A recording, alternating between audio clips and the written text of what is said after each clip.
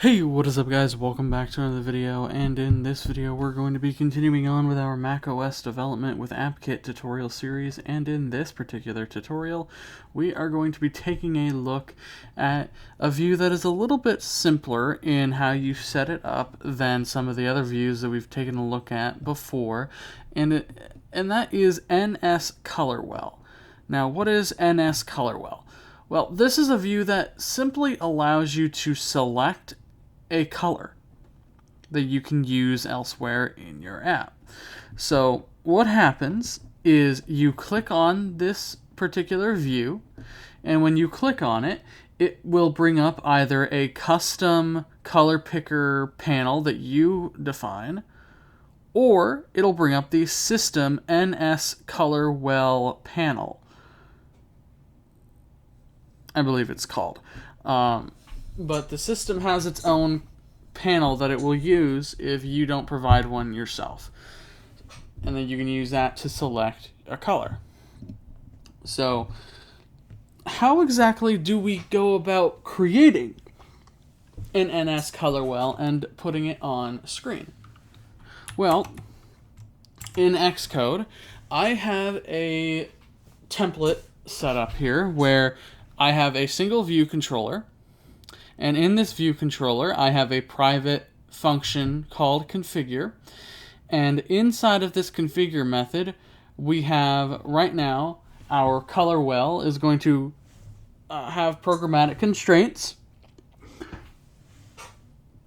as is evident by the fact that we have translates auto resizing mask into constraints, and then we have constraints set up for a color well, where it'll just be simply centered in the middle of our window, of our view, and it will have a width and height of 75. So it'll be a nice square. But we haven't created our color well yet. We have a bunch of errors for that reason. So let's go ahead and at the top of our view controller create that NSColorWell.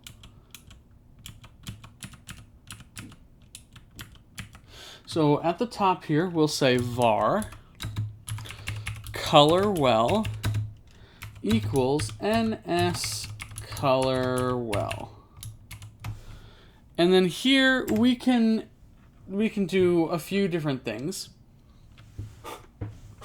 We can initialize our color well with a empty initializer. Oh, excuse me. We can give it a frame. And we can give it a, we can also give our color well a style. Now, the different styles are as follows. If we go ahead and give this a style, you can see we have a few. We have a default, expanded, minimal, and that's it. And so we have default, expanded, and minimal. If we say default, this is simply the default style, so we just have like a rectangle or square or whatever the case might be, depending on what you defined your width and height as, with a color swatch in the center indicating which color is selected. Pretty simple. If we say expanded,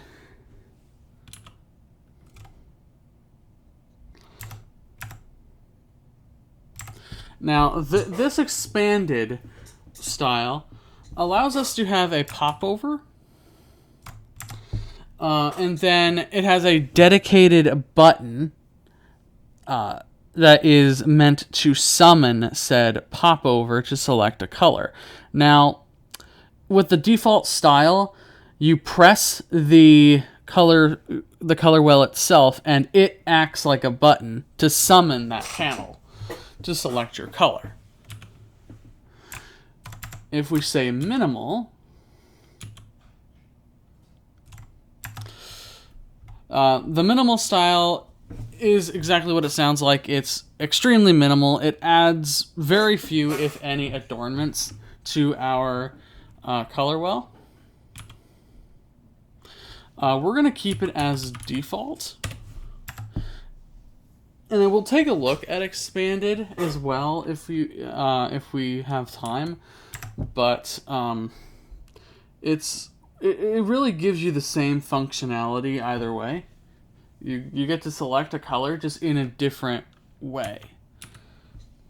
So here's our ColorWell.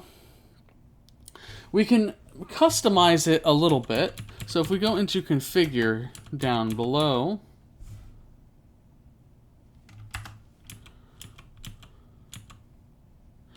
all right.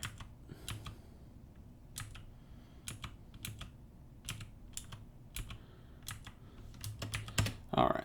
So now let's say ColorWell dot, and we have a few different options here. The first one is color. So we can use this color property to set and retrieve the current color that is selected in our ColorWell. So I'm going to set this to dot system yellow. Okay, now when we run our application, we'll see that yellow color swatch in the center of our ColorWell. Let's go ahead and say ColorWell dot. The second property that we get is style. Now, we defined a style in the initializer, but if you need to specify a style later on rather than in the initializer, this is the property you would use. You can give it an image. So let's see what the documentation says about the image property. Now, this image, as it says here in the documentation, is used for the dedicated button of the ColorWell when it uses the expanded style. So keep that in mind. Now, isActive is a Boolean value that will allow us to determine whether or not the ColorWell has been activated. So, if this is true, then we know it's been activated and there is the color panel custom or system summoned somewhere. You can specify a specific pull down action and target. So if you want custom code to run when the ColorWell is activated, you can do that. So you can set a custom selector to run some code whenever it's activated. Supports alpha is a Boolean value that toggles exactly what it specifies. It toggles whether or not we can select an alpha value for colors in this ColorWell.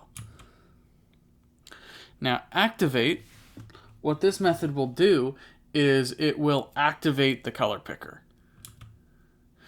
Deactivate does the exact opposite, and it will deactivate the ColorWell. You can specify some custom drawing if you would like in, for example, a subclass of NSColorWell by using the draw method.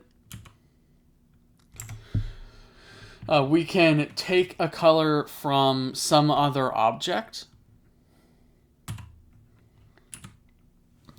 and we're going to use supports alpha here.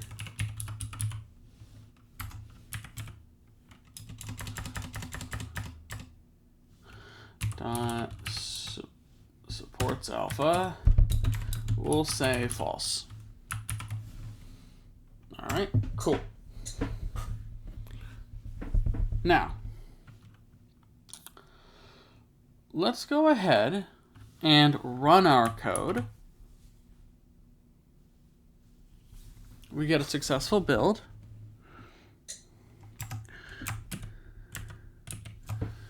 And you can see we don't have our ColorWell because I forgot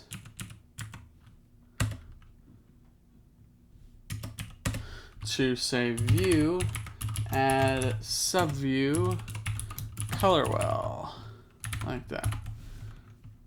There we go. Now we get our color well. And I'm going to just go ahead and move this window here.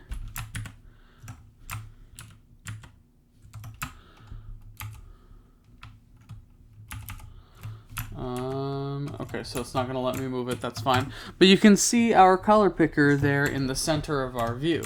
Let's go ahead and click on that. And now we have our color panel that's showing up.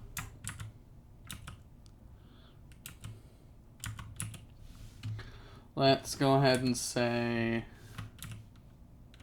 let's go into the pencils part of the picker here.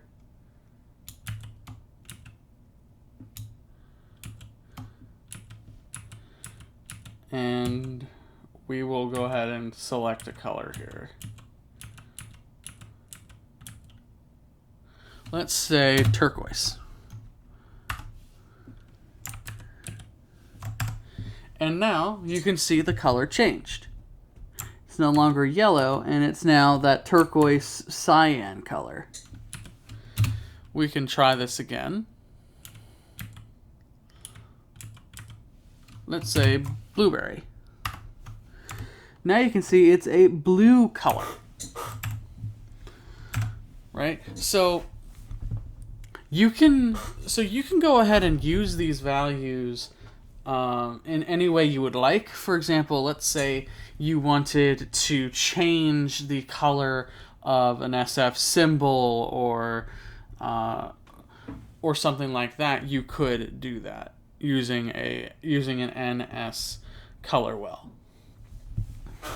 So that pretty much does it for this video on the NSColorWell.